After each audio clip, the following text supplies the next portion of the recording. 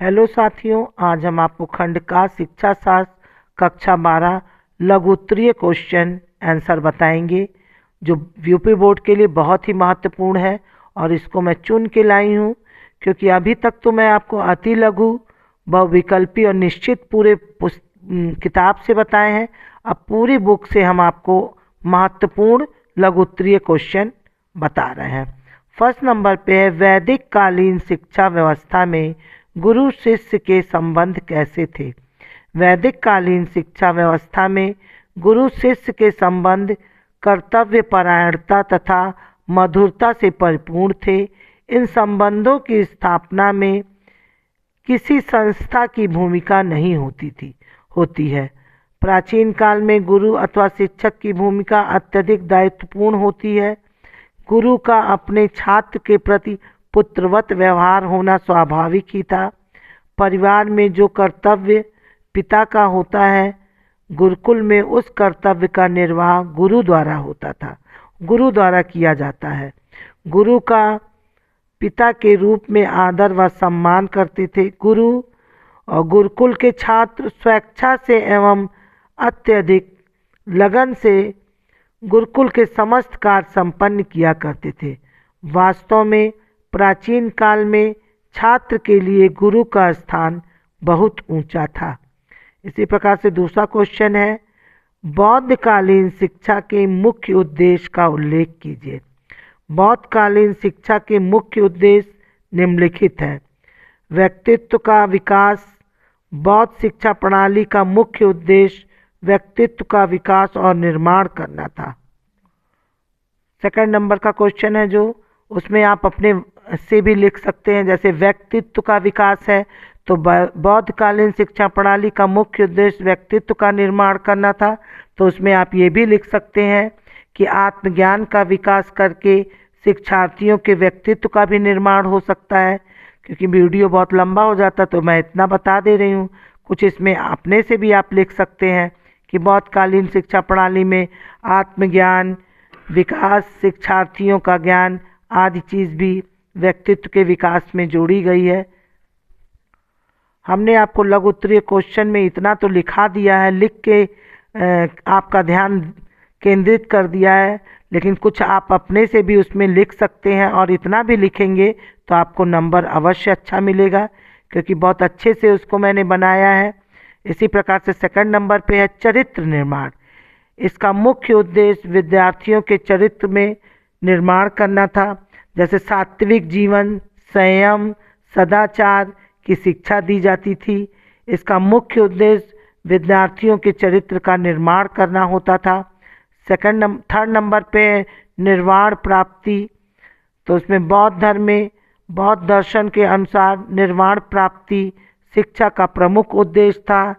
जैसे कि दुख है और अज्ञानता से मुक्ति का मार्ग प्रशस्त करना था। अतः बौद्ध दर्शन के अनुरूप निर्वाण प्राप्ति शिक्षा का मुख्य लक्ष्य था। चौथे नंबर पे है सामाजिक विकास। बौद्ध धर्म में बौद्ध दर्शन समन्वित रूप से एक धार्मिक सामाजिक आंदोलन था, जिसमें व्यक्ति के कर्म के द्वारा स्वयं समाज के विकास का लक्ष्य रूप स्वीकार किया गया था। इस उद्देश्य की प्राप्ति हेतु सामाजिक गुणों, व्यवहारों तथा व्यावसायिक शिक्षा और सामाजिक कुशलता आदि का विकास भी तत्कालीन शिक्षा द्वारा प्राप्त किया गया था। जैसे उस समय सामाजिक विकास पे भी बहुत ध्यान दिया गया था। 5वें नंबर पे है बौद्ध धर्म का प्रचार। बौद्ध धर्म का प्रचार धर्म तथा संस्कृति के संरक्षण के समानांतर इसका प्रचार लंका, सुमात्रा, बर्मा, जापान आदि देशों में भी हुआ था। और आपको पता है कि बौद्ध धर्म का प्रचार अंतर्राष्ट्रीय भावनाओं को विकसित करने तथा महत्वपूर्ण भूमिका का निर्वहन बौद्ध धर्म के प्रचार से हुआ था। थर्ड नंबर का क्वेश्चन है मध्यकालीन शिक्षा व्यवस्था के उद्देश्य। इसी प्रकार से थर्ड नंबर का लघु उत्तरीय प्रश्न है मध्यकालीन शिक्षा व्यवस्था के उद्देश्यों पर प्रकाश डालिए, अथवा मध्यकालीन इस्लामिक शिक्षा के मुख्य उद्देश्य। दोनों क्वेश्चन का आंसर एक है। हमने आपको दोनों क्वेश्चन इसलिए बता दिया कि अगर वो आता है मध्यकालीन शिक्षा व्यवस्था के उद्देश्य तो आप लिखेंगी, और मध्यकालीन इस्लामिक शिक्षा का मुख्य उद्देश्य तब भी आप यही आंसर लिखेंगे। और बहुत ही महत्वपूर्ण आंसर क्वेश्चन है ये। मुस्लिम काल मध्यकाल में भारत में एक पूर्णतः नवीन संस्कृति का प्रचलन किया गया, जो निम्न प्रकार से है। फर्स्ट नंबर पे था इस्लाम धर्म का प्रचार।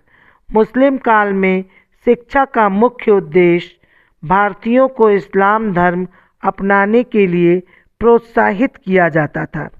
इस्लाम धर्म का प्रचार एवं प्रसार शिक्षा का सहारा लिया। इस्लाम धर्म के प्रचार में शिक्षा का सहारा लिया गया। सेकंड नंबर पे इस्लामी संस्कृति का प्रचार। मुस्लिम कालीन या मध्यकालीन शिक्षा का दूसरा उद्देश्य इस्लाम धर्म के रीति रिवाज, परंपराओं, सिद्धांतों एवं कानूनों को भारतीयों में फैलाने का था। थर्ड नंबर पे है मुसलमानों में ज्ञान का प्रसार। मुस्लिम शिक्षा का एक उद्देश्य मुसलमानों में ज्ञान का प्रचार करना था। इसलिए क्योंकि मुस्लिम शिक्षा का एक उद्देश्य मुसलमानों का ज्ञान प्रचार करना था और शिक्षा द्वारा ही यह संभव था। चौथा नंबर पे है मुस्लिम शासन को सुदृढ़ करना। मुस्लिम शासकों ने शिक्षा द्वारा अपने शासन को अधिकाधिक दृढ़ बनाने का प्रयास किया, क्योंकि मुसलमान शासकों ने शासन व्यवस्था में मुस्लिम संस्कृति को अधिक स्थान दिया। पांचवें नंबर का क्वेश्चन है सांसारिक ऐश्वर्य की प्राप्ति। मुसलमान सांसारिक वैभव एवं ऐश्वर्य को अधिक महत्व देते थे। मुसलमान शिक्षा को आध्यात्मिक शिक्षा का साधन न मानकर भावी जीवन की तैयारी माना जाता है। और यह भी कहा गया है कि इन उद्देश्यों के अतिरिक्त धार्मिकता का समावेश, बहुपक्षीय ज्ञान का प्रचार और विशेष नैतिकता का प्रचार तथा भारतीय समाज में मुस्लिम श्रेष्ठता स्थापित करना था। थैंक यू साथियों, मेरे चैनल को सब्सक्राइब करिए, लाइक दीजिए और शेयर करिए। अगर किसी भी प्रकार का प्रॉब्लम हो